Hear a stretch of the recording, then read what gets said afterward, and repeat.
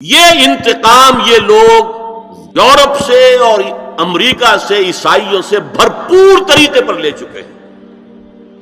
شرم اور حیا نام کی کوئی شے نہیں رہی، عصمت و عفت کا کوئی حساب نہیں، کوئی ذکر ہی نہیں۔ اور گواہیاں کیا ہیں؟ پریزیڈنٹ کلنٹن نے کہا تھا 2 سال پہلے یا 3 سال پہلے، وہ جو ان کی اینول سپیچ ہوتی ہے، state of the union address, اس نے کہا تھا ان قریب ہماری قوم کی اکثریت حرام زادوں پر مشتمل ہوگی۔ یہ حرام زادے کا لفظ میں نے ترجمہ کیا ہے born without any Wade lock.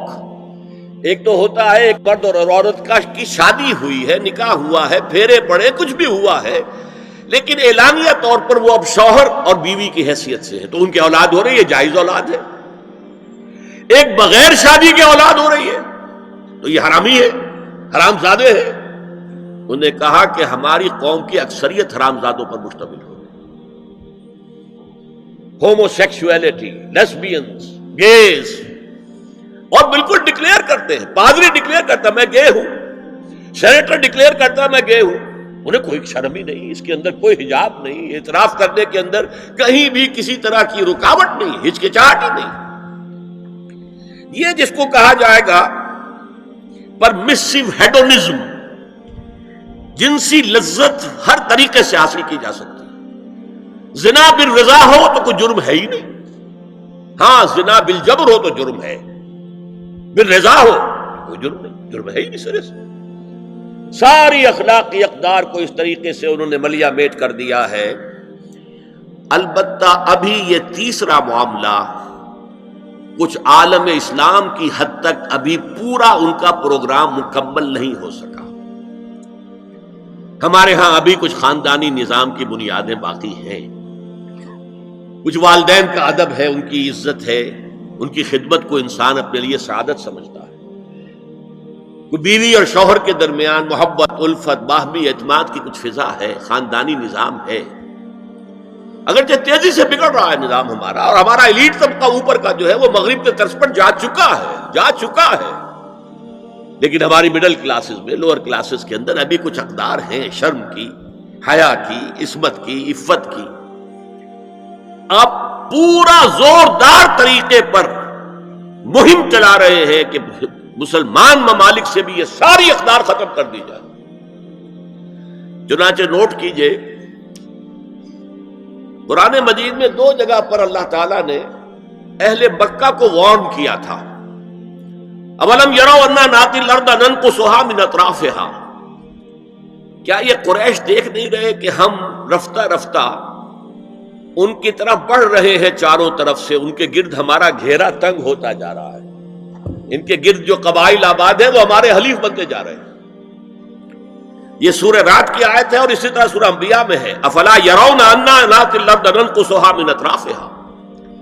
تو اسلام گھیرا تنگ کر رہا تھا رفتہ رفتہ کفار مکہ کے گرد۔ آج یہ برعکس ہے کہ یہ مغرب یہودیوں کی سازش کے تحت اور امریکہ کی عظیم قوت کو استعمال کرتے ہوئے، سول سپریم پاور آن ارتھ، آج یہ ہمارے گرد گھیرا تنگ کرتے چلے آ رہے ہیں کہ ہمارا معاشرتی نظام بھی تلپٹ ہو جائے، درہم برہم ہو جائے، ہماری اقدار بھی ختم ہو جائیں، ہمارے ہاں بھی عورت اور مرد بالکل برابر ہونے کے مدعی ہو کر میدان میں آ جائیں، عورت مرد بن جائے، مرد عورت بن جائے، مردوں کی شادیاں ہو جائیں کہ ایک مرد شوہر اور ایک مرد بیوی، اور رجسٹر ہو جائے شادی، لیسبینز کی شادیاں ہو جائیں کہ ایک عورت شوہر ایک عورت بیوی، اور رجسٹر ہو جائے شادی۔ یہ سارا کام ناتی الارض ننقصها من اطرافها، اس کی مثال کیا ہے کہ پہلے اس پروگرام کے تحت 1994 میں کانفرنس ہوئی قاہرہ میں، عرب ورلڈ کا وہ مرکز ہے، اس لیے کہ عربوں میں تعلیم کے اعتبار سے، ٹیکنالوجی کے اعتبار سے سب سے آگے مصری ہے، تو یہ چونکہ ان کا ثقافتی اعتبار سے امام ہے، وہاں جا کر انہوں نے ڈیرا لگایا اور ان افکار کی اور ان نظریات کا پرچار کا معاملہ کیا۔ دوسری 1 سال کے بعد کانفرنس کر دی بیجنگ میں، تاکہ ادھر سے اور ایک اور طرف سے گھیرا ڈالا جائے اور عالم اسلام کا جو یہ حصہ ہے ایشیا کا، اس کے اوپر اثر انداز ہوا جائے. اور اس کے بعد بیجنگ +5 کانفرنس ہوئی ہے، اور یہ ہوئی ہے United Nations Assembly, United Nations Organization کی جنرل اسمبلی کے تحت، اور یہ ہوئی ہے جون سن 2000 میں. اب اس میں جو بھی ایک پرچہ تیار کیا گیا تھا ایجنڈے کے طور پر، اس میں جو سفارشات تھی وہ میں آپ کو بتا رہا ہوں. امپیکٹ ایک رسالہ نکلتا ہے لندن سے، اس سے میں نے یہ چیزیں لی تھی، اور انگریزی ہی میں ہم نے ایک دفعہ بڑی تعداد میں اس کو شائع کر کے تقسیم بھی کیا تھا. لیکن اس وقت میں صرف آپ کو یہ بتا رہا ہوں کیا فیصلے تھے، کیا کرنا ہے. نام اس کا کیا تھا کانفرنس کا؟ Women 2000 gender equality development and peace for the 21st century. Preparatory document میں نمبر 1 ہومو سیکسولیٹی کو نارمل سیکسول اورینٹیشن قرار دیا جائے. کوئی جرم نہیں ہے، مرد مرد سے شہوت رانی کرے، عمل قوم لوط، یہ کوئی جرم نہیں، کوئی حرام نہیں، کوئی بری شے نہیں، نارمل اورینٹیشن ہے، یہ مزاج ہے. ایک شخص جو ہے عورت سے اپنی خواہش پوری کرنا چاہتا ہے، ایک مرد سے ہی کرنا چاہتا ہے، تمہیں کیا اعتراض ہے؟ ہومو سیکسول میرجز کو تسلیم کیا جائے، جو اب تسلیم ہو رہا ہے. یورپ کی کئی ریاستوں میں رجسٹریشن شروع ہو چکی ہے، امریکہ کی، یورپ میں تو پہلے سے ہے، اسکینڈینیوین ملکوں میں پہلے سے موجود ہے. نمبر 3 عورتیں گھر کا کام کاج کرنے سے انکار کر دیں یا اس پر ویج طلب کریں، مزدوری دو، ہمیں محنت دو تب ہم کام کریں گے. یہ چولہا جھونکنا، یہ روٹی پکانا، برتن دھونا، یہ اس کے لیے ہمیں اجرت چاہیے، لیبر چاہیے. نمبر 4 عورتیں حمل اور وضع حمل کی جو تکلیف برداشت کریں اس پر بھی شوہر سے اجرت لیں.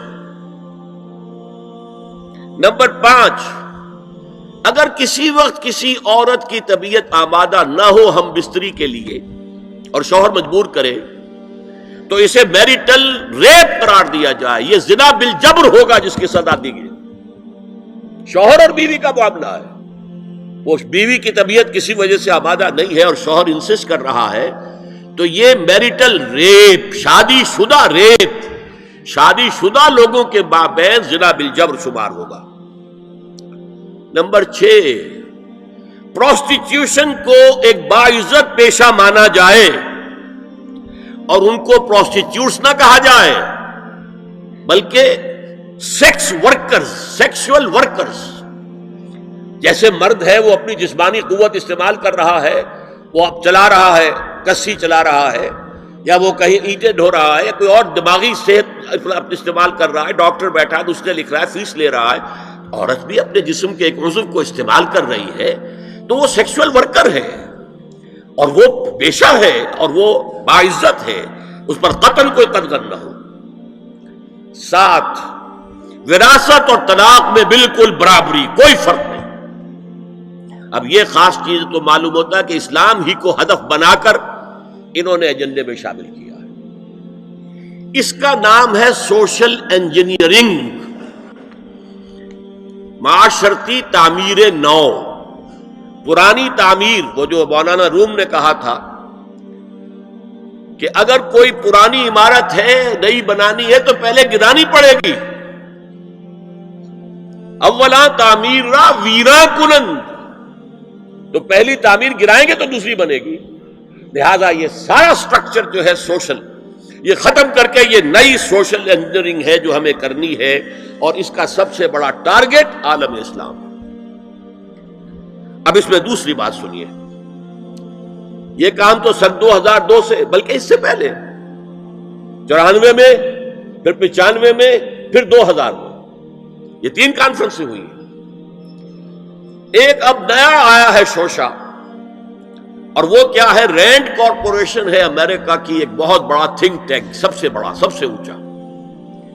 اس کی سفارشات جو ہیں وہ محکمہ دفاع کو جاتی ہیں، خارجہ محکمے کو جاتی ہیں، اور ان تھنک ٹینکس کے مشوروں پر اور تجاویز پر لوگ عمل کرتے ہیں. حکومت جو ہے ان کو غور سے دیکھتی ہے، عمل کرتی ہے. اب انہوں نے مسلمانوں کا تجزیہ کیا ہے کہ مسلمان 4 قسم کے ہیں، سب ایک طرح کے نہیں ہیں۔ بہت غور سے سننے کی بات ہے، 80 صفحات کی رپورٹ ہے، جن حضرات کے پاس ہے انٹرنیٹ وغیرہ کا وہ نکال سکتے ہیں، پڑھیں پوری کی پوری۔ میں خلاصہ دے رہا ہوں۔ کہتے ہیں نمبر 1 ہے فنڈامنٹلسٹ، اور فنڈامنٹلسٹ وہ ہیں کہ جو اسلام کو صرف مذہب نہیں دین سمجھتے ہیں، جو یہ سمجھتے ہیں کہ اسلام صرف عقیدے، عبادات اور رسومات کا نام نہیں ہے، بلکہ اسلام ایک پولیٹیکو سوشو اکنامک سسٹم ہے، ایک نظام ہے، اجتماعی نظام ہے۔ کہا یہ ہمارے دشمن نمبر 1 ہیں، انہیں ہم نے ہر قیمت پر ختم کرنا ہے۔ They are the biggest challenge to our civilization, our culture, our system. ہماری تہذیب ان کے سب سے بڑے دشمن یہ۔ نمبر 2 ٹریڈیشنلسٹ ہے، روایت پسند۔ یہ ہمارے علماء جو قال اللہ و قال رسول میں ہے، فقہ حنفی پڑھ رہے ہیں، یا کوئی اہل حدیث ہے تو کچھ اور چیز پڑھ رہے ہیں وغیرہ وغیرہ، ان کا اصل جو مشغلہ ہے وہ دارالعلوم ہے، پڑھنا پڑھانا ہے، مساجد میں خطبہ دینا ہے، امامت کرانی ہے۔ اس سے آگے کا ان کے سامنے خود تو کوئی کانسیپٹ نہیں ہے، لہذا یہ ہمارے لیے خطرناک نہیں ہے۔ They are no challenge to us. لیکن اگر کبھی وہ فنڈامنٹلسٹ کے ساتھ مل گئے تو پھر بہت خطرناک ہے۔ کیوں؟ ان کے پاس عوام تک رسائی کا بہت بڑا ذریعہ ہے۔ ہر جمعے کو ایک اجتماع ہو رہا ہے، جلسہ ہو رہا ہے۔ چھوٹی سی جلسی کرنی ہو تو ہزاروں روپیہ خرچ کرنا پڑتا ہے، اشتہار ہے، پوسٹر ہے، فلاں ہے، چاہے وہ چھوٹی سی جلسی ہو۔ اور یہاں لوگ چلے آ رہے ہیں نہا دھو کر، کپڑے بدل کر، اچھے عطر بھی لگا کر آ رہے ہیں، کچے دھاگے سے بندھے ہوئے، تو ان کے پاس تو بڑا ذریعہ ہے۔ یہ اگر فنڈامنٹل کے ساتھ مل گئے تو بہت خطرناک ہے۔ لہذا ان کے لیے تو یہ ہے کہ اولاً تو ان کو ایک دوسرے سے دور رکھو، اور جو ٹریڈیشنلسٹ ہیں انہیں اپنے باہمی جو مسلکی اختلافات ہیں، فرقے وارانہ اختلافات ہیں، ان کے اندر بزی رکھو، شوشے چھوڑتے رہو تاکہ وہ اسی بحث کے اندر مناظرے بازی میں لگے رہے۔ تیسرے انہوں نے کہا ماڈرنسٹ ہے۔ یہ وہ لوگ ہیں کہ جو اسلام کی ایک تعبیر جدید کر رہے ہیں اور اسے ہماری تہذیب کے ساتھ ہم آہنگ، کمپیٹیبل بنا رہے ہیں۔ ان کی مدد کرو، انہیں سپورٹ کرو، انہیں پیسہ دو، اور ان کے لیے خاص طور پر پرنٹ اور الیکٹرانک میڈیا میں ان کی اپیئرنس کا بندوبست کرو، اس لیے کہ ان کے پاس کوئی اور ذریعہ تو ہے نہیں۔ ان میں سے کسی کو کوئی مسجد میں خطیب بنا کر تو نہیں کھڑا کرے گا، بلکہ داخل بھی نہ ہو سکے شاید وہاں، تو ان کے لیے ذریعہ چاہیے تاکہ عوام تک پہنچے۔ آج کا سب سے بڑا ذریعہ ٹیلی ویژن ہے، لاؤ انہیں اس پر، اور انگریزی پریس ہمارا خاص طور پر جو ہے ان کا اعلی کار ہے۔ ان کے لیے یہ ہے کہ ان کی مدد کرو، سپورٹ کرو، اور انہیں پرنٹ اور الیکٹرانک میڈیا کے اندر انہیں ایکسپوژر دو۔ چوتھا کہتے ہیں وہ ہے سیکولرسٹ، پہلے ہی سے ہمارے ہیں، ہماری جیب میں ہیں، وہ تسلیم کر چکے ہیں، ہضم کر چکے ہیں کہ نظام کا، زندگی کے نظام کا کوئی تعلق مذہب سے نہیں ہے، مذہب نام ہے عقیدے کا اور عبادات کا اور رسومات کا، تو یہ تو ہمارے ہی ہیں۔ تو گویا کہ 2 جمع 2 تقسیم ہو گئی، 2 کو سپورٹ کرو، مدد دو، اور 2 کو سپریس کرو، اور ان دونوں کو ایک دوسرے سے دور رکھو، اور جو ٹریڈیشنلسٹ ہے، روایت پسند، انہیں ان کے اختلافات میں الجھائے رکھو۔ یہ ہے پالیسی جس کے تحت آج ایسی باتیں آپ کو اپنے الیکٹرانک میڈیا سے، ٹیلی ویژن سے سننے میں آ رہی ہیں، اور بڑے بڑے دانشور ہیں جو کہہ رہے ہیں شراب اسلام میں حرام نہیں ہے، شراب پی کر دھت ہو جانا، بالکل مدہوش ہو جانا حرام ہے۔ آپ کو معلوم ہے کہ وہاں بھی کہا جاتا ہے ڈرنکرز وہاں بھی پسند نہیں کیے جاتے، اتنے پینے والے کے ہوش کھو دیں، مغرب میں بھی پسندیدہ نہیں ہے، لیکن وہ کہتے ہیں کہ اصلاً شراب حرام نہیں ہے اسلام۔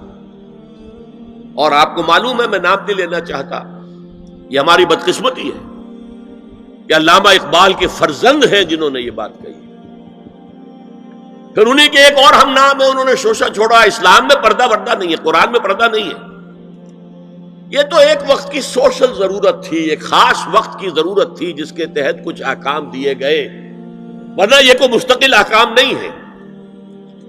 یہ ہے وہ صورتحال کہ جس کی بنا پر میں نے آج اس موضوع کو